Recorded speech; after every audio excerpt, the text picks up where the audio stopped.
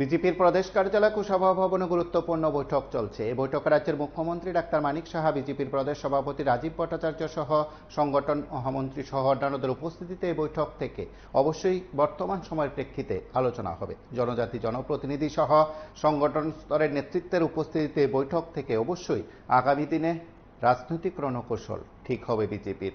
আপনারা প্রত্যেকে জানেন সবকিছু ঠিকঠাক থাকলে 2026 সালে এডিসির সাধারণ নির্বাচন, সেদিক থেকে এডিসির বিভিন্ন স্তরের নেতৃত্বের উপস্থিতিতে জনজাতি নেতৃত্ব জনপ্রতিনিধি সকলের উপস্থিতিতে এই বৈঠক থেকে ডাক্তার মানিক সাহার দিক নির্দেশ অবশ্যই গুরুত্বপূর্ণ হয়ে উঠবে।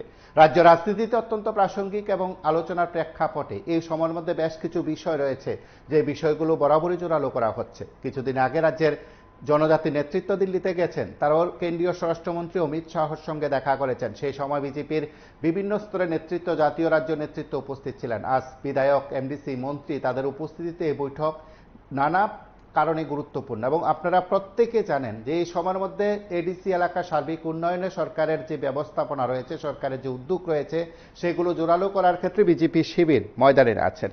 তার পাশাপাশি বিপরীত দিক থেকে রাজনৈতিক শক্তিতে যতটাই ন্যায় প্রচার করা হচ্ছে, পাল্টা জবাবে কিন্তু এই সময়ের মধ্যে বিজেপি বিভিন্ন স্তরের নেতৃত্ব জনজাতি এলাকা ভিত্তিক কর্মসূচিকে জোরালো করছে। আগের দিন একটি কর্মসূচিতে অংশগ্রহণ করলেন রাজ্যের মুখ্যমন্ত্রী, সেখানেও কিন্তু দলে যোগদান কর্মসূচি হয়েছে। তার আগে আসারামবাড়িতে মন কি বাতের আয়োজনে অংশগ্রহণ ডাক্তার সাহার উপস্থিতি যথেষ্ট গুরুত্বপূর্ণ।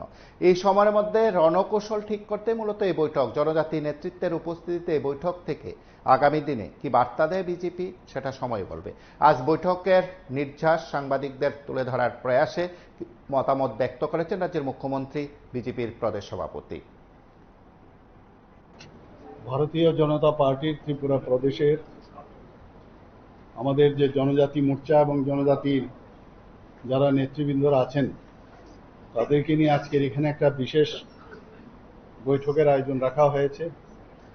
সেই উপলক্ষে আমাদের মাঝে উপস্থিত আছেন ত্রিপুরা প্রদেশের মাননীয় সভাপতি তথা রাজ্যসভার সদস্য শ্রী রাজীব ভট্টাচার্য মহোদয়।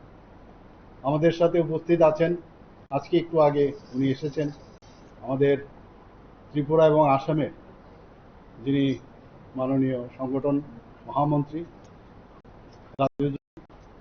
তাছাড়া আমাদের ত্রিপুরা সরকারের দুই মন্ত্রী, আমাদের ট্রাইবেল ওয়েলফেয়ার ডিপার্টমেন্টের মাননীয় মন্ত্রী বিকাশ দেববর্মা এবং আমাদের আরেকজন মন্ত্রী শ্রীমতী শান্তনা চাকমা মহোদয় আমাদের সাথে উপস্থিত আছেন জনজাতি মোর্চার প্রেসিডেন্ট শ্রী পরিমল দেববর্মা মহোদয়। আমাদের উপস্থিতি স্টেজে আপনারা যা দেখেছেন, নিচেও আমাদের জনজাতি মোর্চার সমস্ত যারা এখানে ত্রিপুরার যারা নেতৃবৃন্দ এবং আমাদের যে জেলা স্তরের থেকে আরম্ভ করে অন্যান্য মন্ডল স্তরে সবাই এখানে আজকে এসছেন এবং ত্রিপুরা প্রদেশের যারা এখানে নেতৃবৃন্দরা উপস্থিত আছেন। মেইন উদ্দেশ্য হচ্ছে আমাদের জনজাতিদের বিভিন্ন সমস্যা এবং আগামী দিন এই সমস্যা কিভাবে আমাদের যে পার্টির তরফ থেকে এবং আমাদের যে সরকারের তরফ থেকে কিভাবে এটা মিলিতভাবে এই সমস্যার কিভাবে সমাধান করা যায় এবং তার মেসেজ আমরা সমস্ত ত্রিপুরার যারা জনজাতিরা আছেন তাদের কাছে নিয়ে যাওয়া যায়, সেই বিষয়ে আজকের এখানে আলোচনা হবে। এবং অনেকদিন ধরে এই আলোচনা জন্য বৈঠক আমরা সিদ্ধান্ত নিয়েছিলাম, কিন্তু বসা হচ্ছিল না, কিন্তু আজকে আমরা ডিসিশন নিয়েছি এবং সেই ডিসিশনের জন্য আজকের এখানে বৈঠক। এবং আমাদের মাননীয় প্রধানমন্ত্রীজি নরেন্দ্র মোদীজি বারবার বলছেন যেভাবে জনজাতিদের উন্নয়ন আগে করা উচিত ছিল সেইভাবে কিন্তু উন্নয়ন দেখা যায়নি। কিন্তু মাননীয় প্রধানমন্ত্রী হওয়ার পর আমরা দেখলাম যে জনজাতিদের জন্য অনেক কিছু করেছে।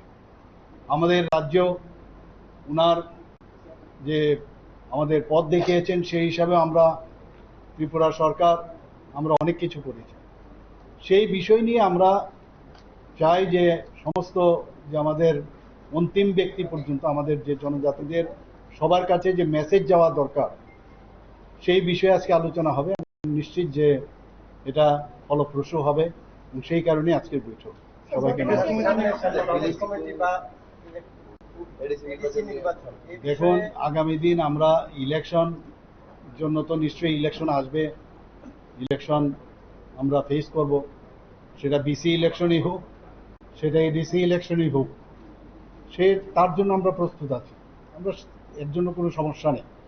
কিন্তু ইলেকশনের জন্য এই বৈঠক না, আমরা ইলেকশন তো থাকবেই, কিন্তু তা ছাড়াও আমাদের মেইন হচ্ছে আমরা মানুষের জন্য, বিশেষ করে জনজাতির নেতৃবৃন্দদের নিয়ে আজকে বৈঠক, তাদের যে আমাদের যে জনজাতি ভাই বোনেরা আছেন তাদের বিষয়ে আজকে এখানে আলোচনা হবে এবং তাদের কি আমরা আগামী দিন যে বিশেষ কিছু সমস্যা আছে সেই সমাধানের লক্ষ্যে আজকে এখানে আলোচনা হবে। যে গ্যাস লাইনের যে গ্রিড আছে সেটা ত্রিপুরার সঙ্গে কানেক্ট হচ্ছে, তাতে জনজাতি এরিয়া দিয়ে আসছে, অনেকের অভিযোগ যে ক্ষতিপূরণটা সেটা ওরা পাচ্ছে না। এই বিষয়ে আপনি অবগত আছেন? সবসময় ক্ষতিপূরণ দেওয়া হচ্ছে, এটা ভুল ধারণা। এটা নিউজ কোথা থেকে এসছে আমার জানা নেই, আমি নিউজ পেপারও এক জায়গায় আমি দেখেছি, কিন্তু সেটা সত্যি নয়।